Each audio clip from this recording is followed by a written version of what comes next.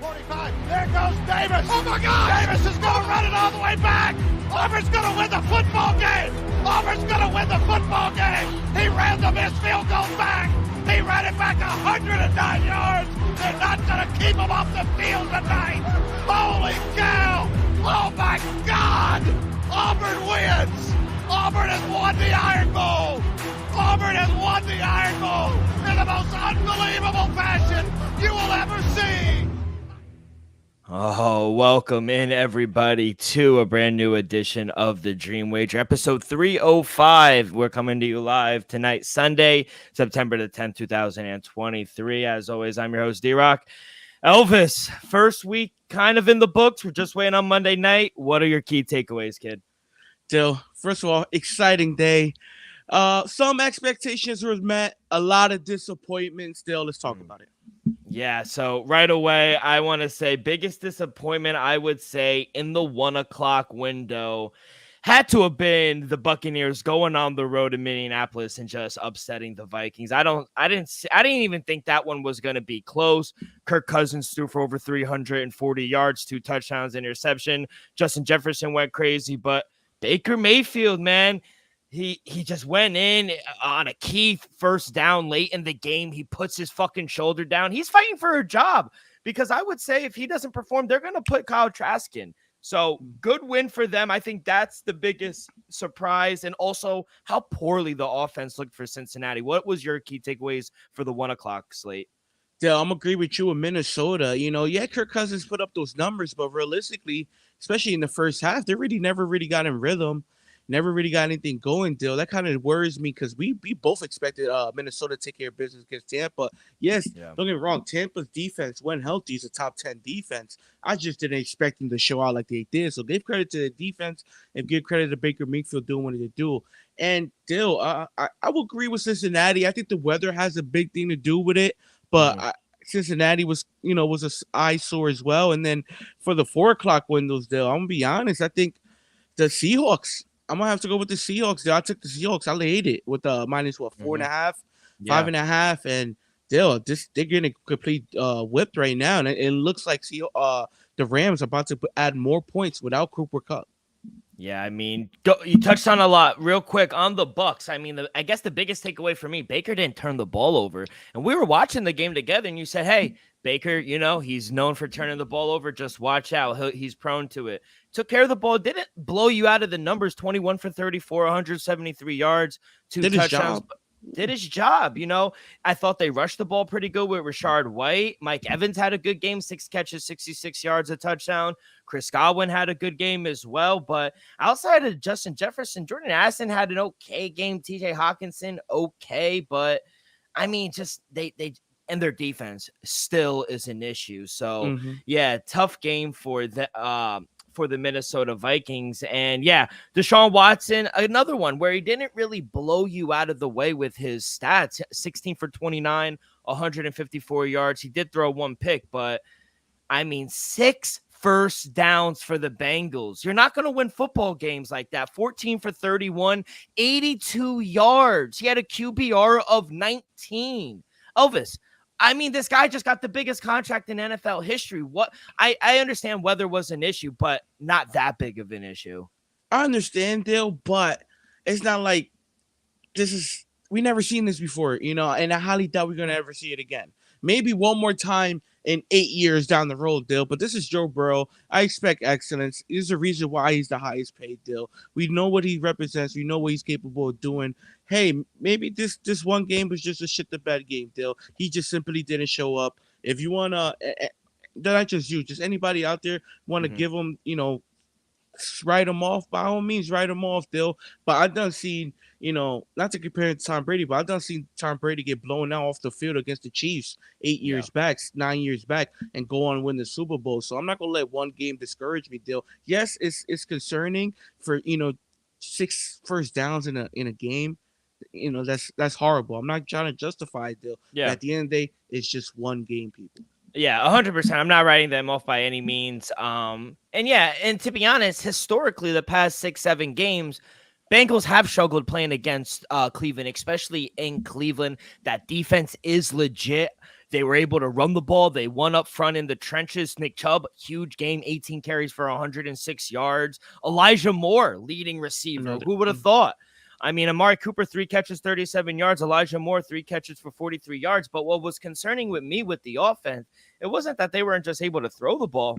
They weren't able to run the ball either. Joe Mixon, 13 carries for 56 yards. Your average 4 yards a pop. They weren't able to do anything. Dale, you gotta give credit to that defense. You spoke about it in the futures early on, and a little bit of me because you know how I feel about Myles Garrett and Denzel Ward and all the other players on defense, Dale. But they were just flying sideline to sideline. So you gotta give them credit, especially the front, Dale. They never established anything, passing, running. So give credit to Cleveland. And especially that front, and then Myles Garrett basically ended it off with that fourth down sack at the game.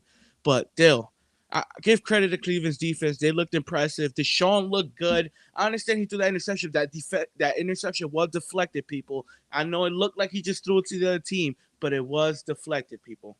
One of the best games I thought in the 1:00 slate, Tennessee and New Orleans. Very defensive. Game went way under. Tennessee covers on the road +3. New Orleans get out of there with a point victory, 16-15. Ryan Tannehill, man, he cannot continue to have games like this. 16 for 34, 198 yards, 3 interceptions. Thank God their defense kept him in the game, because if they play the 49ers or the Eagles or someone good offensively, they're going to get blown out. So what'd you think about this game? Still, at the end of the day, it's the reason why they drafted, Will Levis and then Malik Willis the year prior, at the end of the day. But Ryan Tannehill, 3 picks, especially that first half, was horrendous. It was bad. But give credit to Tennessee. You got to look at the positive at the end of the day. Derrick Henry still looked like Derrick Henry. Yeah. The defense was able to keep you in the game. Maybe you could clean up some of that stuff offensively with Ryan Tannehill, or maybe look towards a new direction, either Will Levis or Malik Willis still. I'm not going to let, Ryan Tannehill had a horrific game. But they still had an opportunity to win. Still, exactly my point. How bad and poorly Ryan Tannehill played. The Tennessee Titans was right there in New Orleans, which is a hostile environment, to win that deal. So I'm going to give credit to the overall team. Maybe if, Ryan Tannehill throws 1 interception instead of 3, hey, maybe they walk out of there with a win, deal. So it's not like Ryan Tannehill is going to go out there week in, week out and average 3 interceptions a game. He's just not, deal. So I'm not going to take too much out of it. What I saw overall from the Titans, besides Ryan Tannehill, was pretty good and impressive. Derrick Henry still looked great. Defense looked pretty good. Yeah, Derek Carr threw for over 300 yards, but it's not like it was, like a in rhythm type of offense. It took a while to get them going. So give credit to Saints winning the game like they're supposed to. But the Titans defensively looked way more impressive than I thought. 100%. I think that's the key takeaway in this game. The defense looked really good for both teams, Saints as well.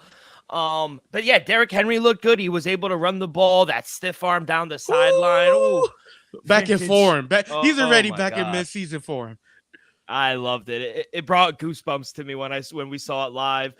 D-Hop actually had a pretty good game, 7 catches for 65 yards, but you did see a little frustration on his face when Tannehill couldn't get him the ball. Come on now, Dale. At the end of the day, when your quarterback throws 3 picks and you know what you're capable of putting up in those numbers still, Dale. So I understand the frustration. Like I said, it's just week 1 in New Orleans. That was a tough defense, hostile environment, Dale. So those growing pains will go. Remember, he just been in the locker room for 3 weeks? Yeah, it's not like he had a full training camp and preseason. So I do believe their repetition will get better through on the season. And yeah, like you said, good first game, threw for over 300 yards, 23 for 33. He did have an interception, but overall, I thought Derek Carr played well. Jamal Williams, he got over the rushing attempts for us. Go. Chris Olave, man, he is going to be a problem in this league in a few years. He is now, but man, if he could stay healthy, 8 catches for 112 yards, and it already looks like Derek Carr and him have a good combination. Michael Thomas, he looked good in his first game back, 5 catches, 61 yards. So Taysom Hill had kind of a quiet game, rushing the ball and receiving. But credit that defense. Like we said, that Tennessee defense came to play. So good game down in the Bayou. And then I guess the last game that I guess was pretty entertaining.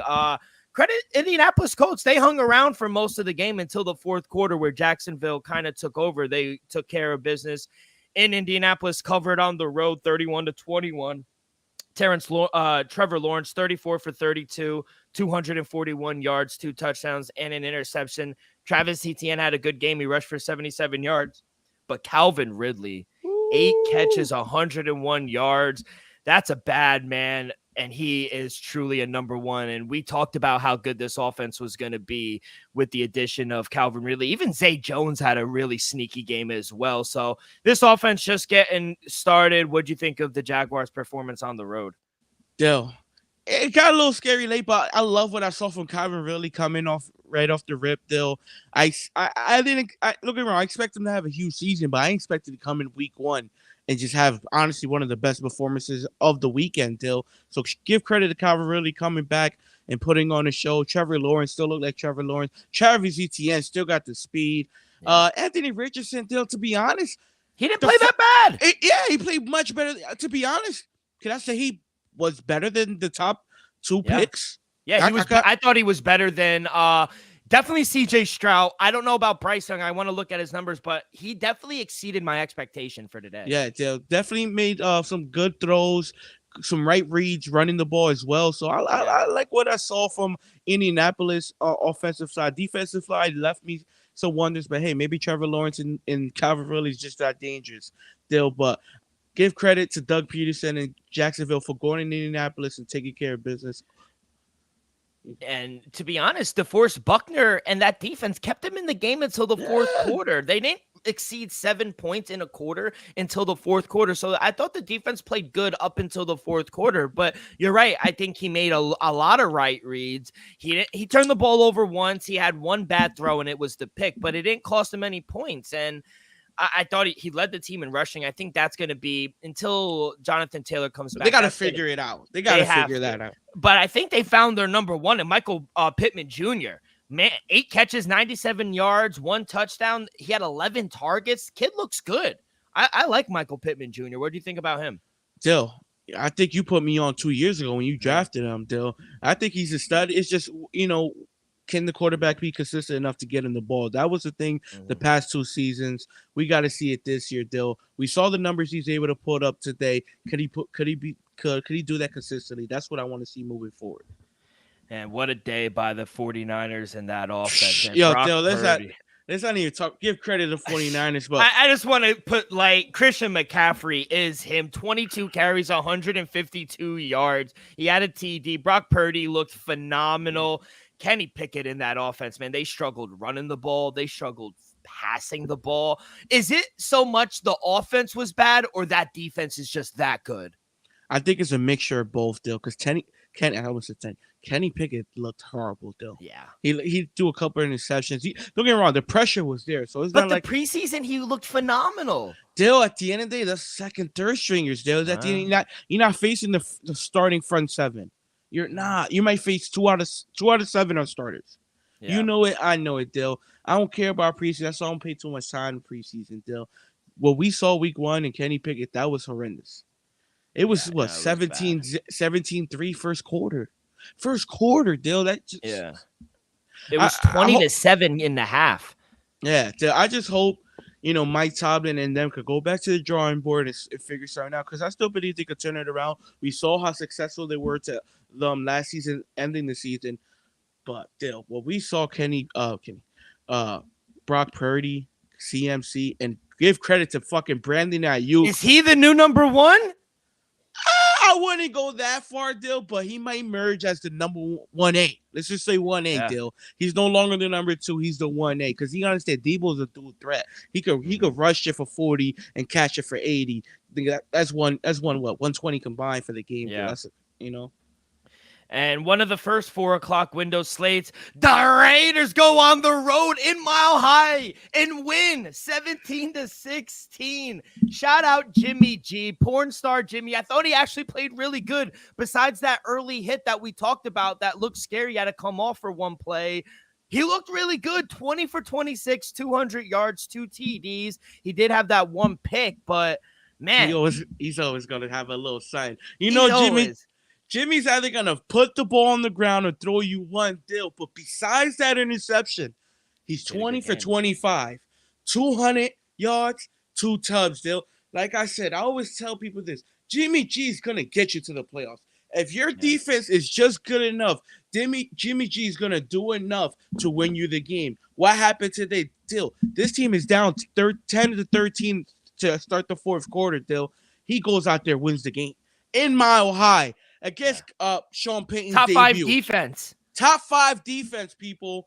And Jimmy G, all other, was able to go out there and win that game. Give credit to Jimmy G. Dill, I know you was down on the Raiders. I think we all were. Let's be honest. I took a +4. You didn't love it. You didn't love it. I loved it. Woo! But I'm low key. I'm low key happy though because Sean Payton. He's just not a likable guy. Sean Payton. I don't like Russ either. I'm actually glad they won. May I say our under ticket is not looking good. They're off the 1-0 start, the Raiders, and not just running the ball because I thought the Broncos really defense never established it. No, and Josh Jacobs, you could tell he got into camp late. You could tell he didn't look 100% Josh Jacobs, but Jacoby Myers, 9 catches, 81 yards, 2 TDs. Devontae Adams had a good game, but Jacoby Myers led the team today. Remember, Dill, that was a huge offensive signing. I wish we would have kept him instead of signing Juju, but that's just me. Yeah. But Dill, remember, this kid, former quarterback in college, so he knows what the quarterback likes. He knows what position he wants to throw the ball. And remember, he had those years under Josh McDaniels, knowing the same offensive system he's been running. Jimmy G with the Patriots, Jacoby Myers with the Patriots. So they're already on tune, Dill. They're already on par. They've already been running the same offense for years. So I'm not gonna say I didn't expect a huge game, but it's not shocking, Dill, just because Josh McDaniels, Jimmy G, and Jacoby been running the same offense their whole entire career. Now, this is one game. I don't want to go the overreaction route with week 1, but Elvis, it seems like this is another year where have another top 5 defense. They're going to keep you under 20 points. But if Russ can't score 3 touchdowns, this team is not going to win. It's not like Russ played bad. I don't want to go out here and crucify him. He played okay, but they weren't able to run the ball. And it was always deke and dunks. They couldn't get anything deep without Jerry Jeudy. I mean, Samari Pirine, no disrespect, but he led the team in receiving today. 4 catches and 37 yards. You are not going to compete in the NFC or in the AFC or in this league in general if Samari Pirine is going to lead you in receiving. That's just the reality of what it is. Javonte Williams did not look good running the ball. Are you worried about this offense? Dill, it's concerning, Dill, just because I understand it's week 1, but we saw it all last season. We got a 17-game stretch of this last season, and Dill, let's I'm gonna just say it. I think we might have to take your boy Nathaniel Hackett off the hook. He's no longer there. There's only 16 points on the board. Like you said, Dill, they're going to have to score at least 27 points. I remember last year I did the stats. If the Denver Broncos just scored 19 points, they would have won 10 games last year, people. If they just averaged 19 points a game, they win 10 games last year, people. So they score 19 points today. Guess what? They win the game. So Nathaniel Hackett is no longer there. If Russ still looks the same, damn right is a cause for concern, Dill. Yeah, 100%. And I think people use Nathaniel Hackett as a scapegoat. So we'll see. It is one game. Don't want to overreact, but I think it is a little cause of concern for right now. But Elvis, you were right. Money is on its way. Green Bay Packers are just a much better team right now. They're winning. A minute left in the game. It's over 38-20. They scored another touchdown, but it really doesn't matter. Jordan Love looked okay. 15 for 27, 245 yards, took care of the ball. I think that was the biggest thing for me that I was looking for. But it was like these 2 explosive plays that really, I guess, exceeded the stat line. Aaron Jones bugged out. Oh, my God. And I was playing him in fantasy. I was like, oh, I'm winning. And then it's all the way tied. I'm like 2 catches for 86 yards and a touchdown. So, yeah, he bugged out. I guess the main takeaway for me in this game, Justin Fields is a one-man show. I mean, besides Darryl Mooney, this team is not that good. Offensive line, still a problem. Defense is okay, but they're always on the field and they're going to tire out.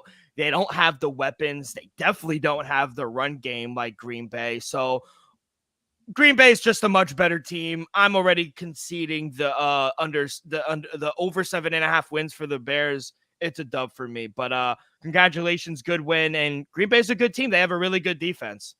Yeah, Dale. I'm not gonna say I'm shocked at all. I expected this. I didn't expect 38 plus points. Dale. I didn't expect 3 touchdowns, but 15 for 26 for 200 something yards.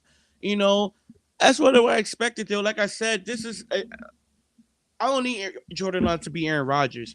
I just need it to be G. I told you the Packers have a pretty good defense. Offensive line pretty good. Running game, running back room, one of the best in the NFL. Wide receiver core pretty weak, Dill, but overall the team is pretty good, Dill. If Jordan Love could just not turn the ball over and manage the game, somewhat like Jimmy G does, Dill, the Packers week in, week out will be in position to win football games.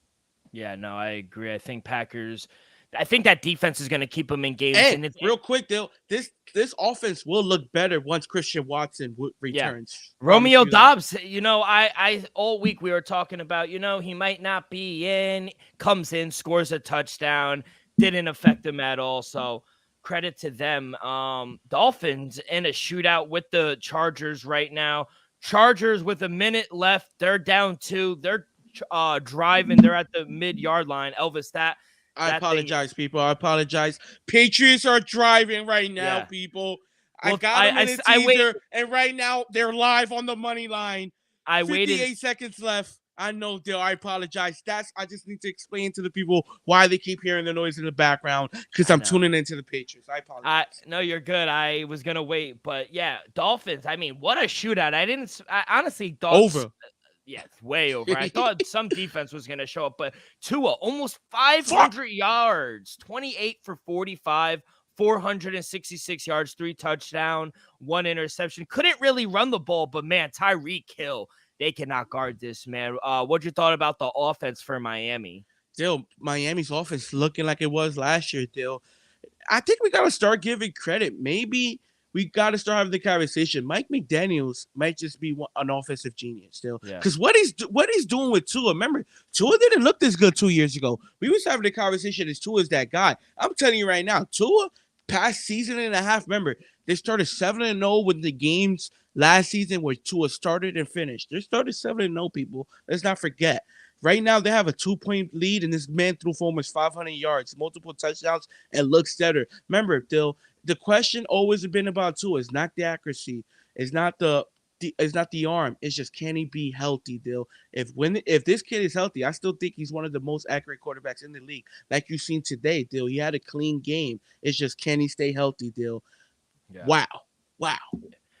And Justin Herbert, they looked okay. I was honestly more impressed about how good Austin Eckler looked. Catching the ball again, running the ball. He rushed for over 100 yards. Even Joshua Kelly, he had 16 carries for 91 yards. He looked good. They have a nice little combo there. But Keenan Allen, good game. Mike Williams got hurt. He never returned. But what do you make of them? We talked about they bring in Kellen Moore. They have this new great offensive coordinator, but still at home, not able to beat the Miami Dolphins. Dill, to be honest, Dill, I'm not really concerned about the offense. Yeah, they put up a ton of points today and everything. I'm not concerned about the offense, Dill. The defense were moving something. You got DeMar James, Bosa. You got a couple key guys on the defensive side of the ball, and you basically let an opponent walk into your home field and just walk right over you, Dill. Like you said, those numbers are just outrageous. Tyreek Hill almost had almost 200 yards receiving today. Tua almost 500 yards passing, Dill. You can't let that up, especially on your home field week 1, Dill. You just can't let it happen. I just don't understand. So I'm not too concerned with the offense. The offense had a day.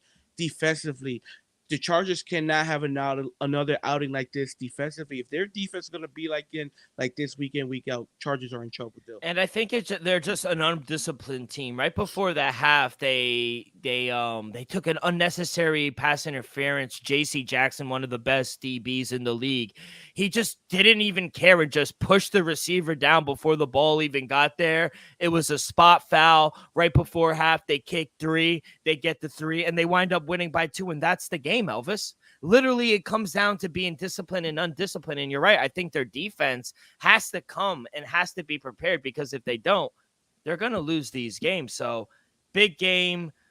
And that's final, correct? Dale, the New England Patriots just lost. I thought we just 25-20. You guys didn't cover, but honestly, the way the game started, I thought it would have got crazy. They settled down. It was down 16, and they came back and scored 2 touchdowns.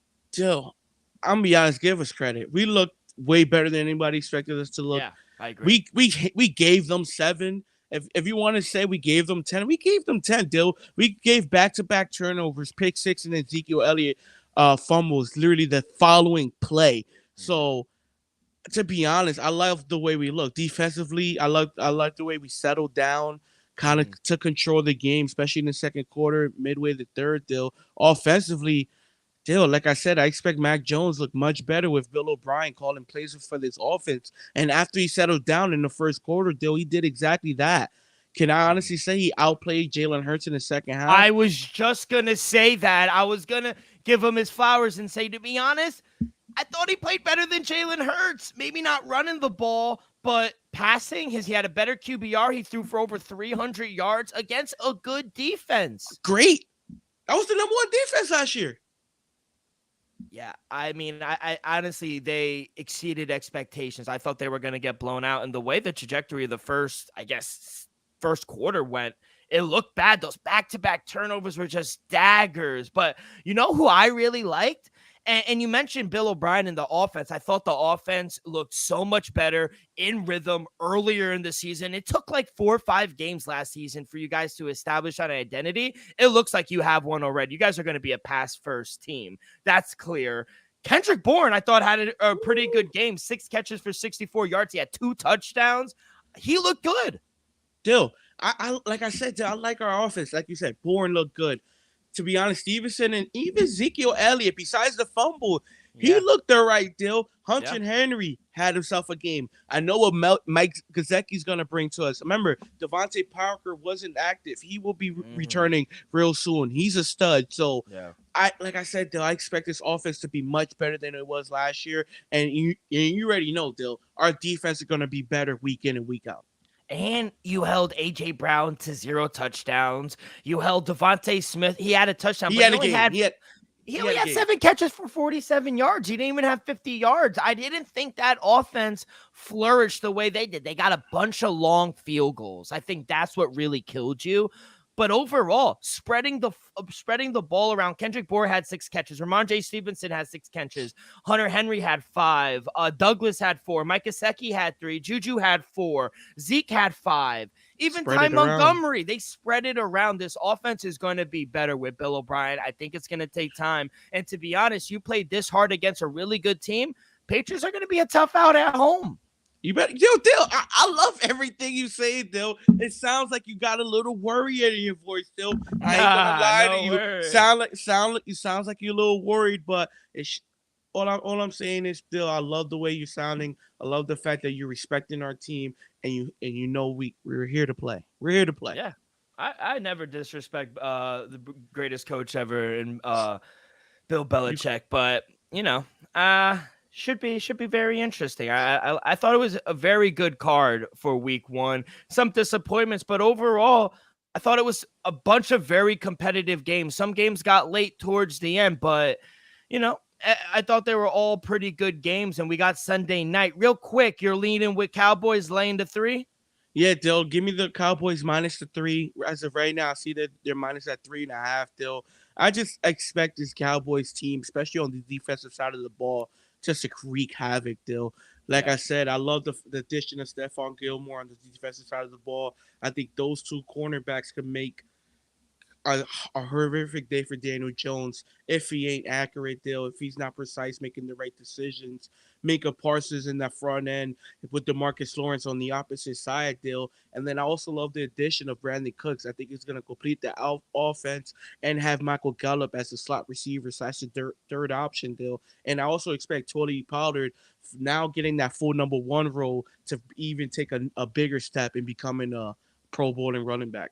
I love it. Yeah, it should be a good game. I'm laying to 3 as well. I also sprinkled a little on Dak Prescott over 1.5 touchdowns as well, passing. I think he should be able to do that. And like I said, I am under Daniel Jones over 206. It has gone up. It's at 214 right now. So it's going in the right way. 214 is getting up there, though, so we shall see. But should be a good game tonight. Before we break down Monday Night Football, let me tell you guys about our sponsor, Viva Tequila. We are brought to you by Viva Tequila Seltzer, the most refreshing hard seltzer on the market, hands down. It's no wonder why Viva was voted #1 hard seltzer in the world by San Francisco World Spirit Competition. With only 88 calories, 0 carbs, 0 sugar, and a light 4.5 ABV. Viva is the perfect drink for your post-game celebration, as it was created with that active lifestyle in mind. We flavor tequila seltzer because flavor is the spice of life, and we like our drinks with just a kick, just like how we like our lives, whether it's Huckleberry playing around the golf with the boys or an elderberry on a Monday tailgating for Monday Night Football. It doesn't matter. Our favorites pair perfectly with that Artisanal Blanco tequila for that subtle and refreshing drink. Our belief here at the Dream Wager is to live long, live well, and live it up. All right, Elvis, let's get to it. Monday Night Football at MetLife Stadium on 9/11. Should be an amazing atmosphere tomorrow night. I can't wait to be in the building. We will be there right now. The Buffalo Bills are 2-point favorites on the road, -126 on the money line. Coming back for the Jets at home, +108. +2 on the spread. Over under is at 45.5. I got the under. We'll start actually with the spread. +2, -2. You laying it. You taking the Bills. What are you doing? I know you're not taking the Jets. So what do you got, kid? Dill, I'm gonna be honest. I ended up just taking up straight up on the money line, Dill. If you want to lay the 2, by all means, for better odds. But you never know. Might miss a field goal and then you push. I mean the extra point and then you push people. So I ended up just going safe with the money line. But Dill, I'm gonna be honest, -2 money line, same thing. Okay. I'm obviously I took him on the I took him in a bunch of teasers to get him to +8.5 when it was at 2.5. One of my teasers is still alive, thankfully, because of the 4:00 games. Yeah, I put him on the money line +115 a few days ago as well. I just think everyone's talking about, Josh Allen and how good this team is. They didn't really make any moves. Yeah, I think that might actually be a problem. I feel like, let's not forget, this D hurt Josh Allen last season. This defensive line is top 5, maybe not even top 3. Like, they're going to wreak havoc tomorrow. And I just don't know if Josh Allen is going to be able to scramble like he is. I think we're going to bring a lot of pressure. And I think our secondary is just going to play man with DJ Reed and Sauce Gardner. And we'll have a little help over the top. So, I mean, I think it's going to be an under game for the side. I got a 47 a few weeks ago. I took that under 45.5. I still like it. I see like a 21-17 game. It should be close. Should be a good game. I don't expect a big score in this one. I think there's 2 good defenses who know each other very well. But even McDermott came out today or a few days ago and he said, we're having a hard time scouting and trying to plan for what we see at Rodgers because we can't go based on what he did last season or the last few years because he hasn't been with Hackett. This is a brand new team, brand new personnel. So I think they might actually have some trouble dealing with Aaron Rodgers. I'm not saying he's going to go crazy, but I think him and his connection with Garrett Wilson, maybe Alan Lazard, I think they're going to be able to run the ball. And everyone's saying about our offensive line, it's an issue. From everything that I've heard, and yeah, maybe it's a little biased, but they all said Mekhi Becton looks good at right tackle. They said he's going to shore up the offensive line, and I think Aaron Rodgers believes in him. So I'm hopeful. I believe in the team. I think they have a better defense, and I'm trusting in Aaron Rodgers to go and win the game for us. So should be a good game. I think they walk off on a field goal, 20-17. I'll take the Jets. So I'm taking the Jets, and I also lean under for the total. You lean over or under? Dill, I'm taking the under, Dill. I'm taking the under 45.5. Dill, I'm with you, but I'm going the other way, Dill. Give me 20-17. Buffalo Bills, Wow. Dill. I I just feel like the Buffalo's ready. I just still think. Remember, Aaron Rodgers just had one preseason game with that Yeah. offense. Yeah, it is just preseason, but Dill, I just feel like he needed a little more time with that offense. Don't get me wrong. I do think y'all gonna get something going, but week one at home on 9/11 Monday Night Football, I think the stage is gonna be big deal. But I Yeah. think Buffalo is just a little better, a little readier of a team right now, just at the moment, Dill. I think Buffalo walks in, take care of business. 20-17 is the final score. Buffalo is up. The game goes under. Buffalo covers a 2 in the money line. I love it. Any player props you're looking at? Maybe Jets, maybe the Buffalo Bills, Josh Allen, anything you lean? Because I took Garrett Wilson over 68.5 receiving yards. He's hit this in both of his games last season. He had 92 receiving yards the first game they won. The second game they lost, but covered. He had 78 yards. Last season, he went over this number in 7 of 10 games. And the only games he did were on the road. In New England, he didn't have a good game. In Jacksonville and at Seattle. But everything at home and against Buffalo, he went crazy. So I think 68 yards is a little disrespectful. Minus 114. I think he goes for 70, 75 yards. I'll take Garrett Wilson over 68.5 receiving yards. Yeah, Dill, I have two leans, Dill. I like one a little more than the other, Dill. I like Gabe Davis over. Let me get the exact yards. It was a short number, Dill. It was only at hold on, receiving yards. Oh, 47.5. Dill, 47.5 is just disrespectful. That number is just too short. I understand the number one target is going to be Stephon Diggs, but at the end of the day, Dill, like you said, I think Sauce Gardner is just special. I think he's going to be able to have a good day with Diggs, and I think they're going to look more towards Gabriel Davis as the number one target just for tomorrow, just because I think Sauce Gardner is going to be on the island all by himself with Stephon Diggs in that matchup, Dill. So I look at Gabe Davis to be a little more as the number one target tomorrow, and I think the 47.5 is too low. And Dill, I expect this guy to have a huge game in his return, even though they're gonna lose. Dill, I like Brees Hall anytime touchdown at plus 175. Dill, I think remember Dalvin Cook. I understand Dalvin Cook is special and everything, but remember this guy came in late into camp. Already, week 2 of the preseason, they finally signed him. Brees Hall's been there since day one. He is fine. He's fully healthy. I expect him to get most of the workload in the beginning of the season, including tonight. They'll give me Brees Hall anytime touchdown. I also think CJ Uzman-Zada receiving yards 9.5 is too disrespectful. And let's not forget, I know it was preseason, but he has a very good connection with CJ Uzman-Zada. Both veterans, both coming in here. And we both know Aaron Rodgers loves his tight ends. 9.5. I mean, that's crazy. So I got to go over that as well. I like. I agree. I think Sauce and DJ Reed, they're gonna switch back and forth on whatever side Stephon Diggs would go under. But yeah, his receiving yards is at 70.5. I would lean under for Stephon Diggs. Same. I think he is gonna have a tougher game, but. I do like the Gabriel Davis one. What do you think about Dalton Kincaid? 26.5, Dill. That's not that also number is so short, Dill. But at the end of the day, it's his first game. That's my point. Defense. That's my point, Dill.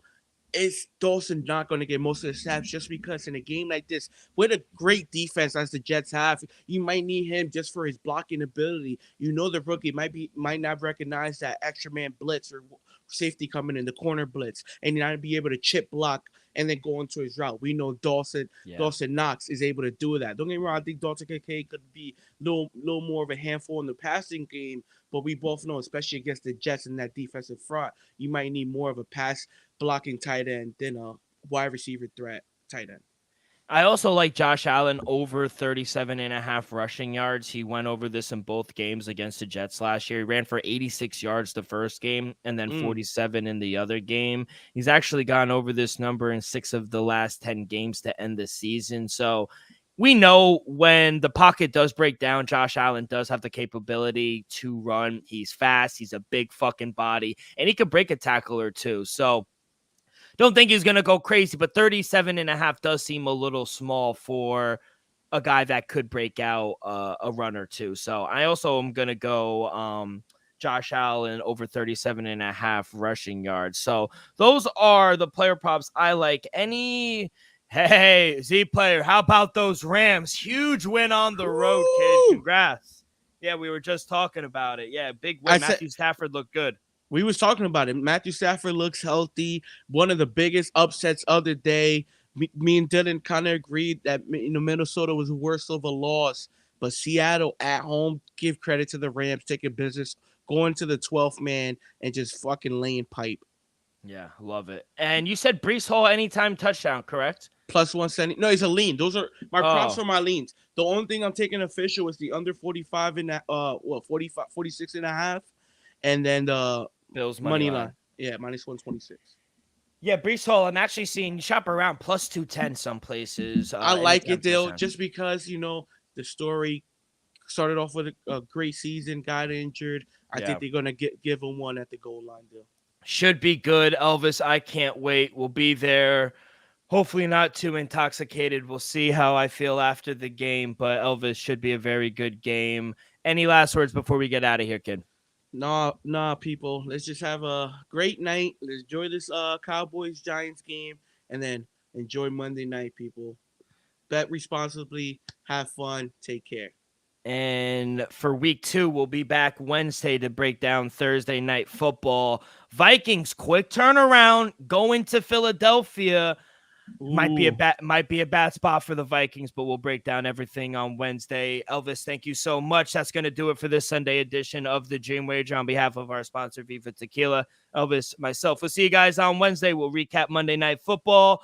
We'll give out our best bets for Thursday Night Football. So please follow along our social media, Twitter and Instagram at The Dream Wager. You can find all of our episodes wherever you listen to podcasts, Apple Podcasts, Spotify, Stitcher.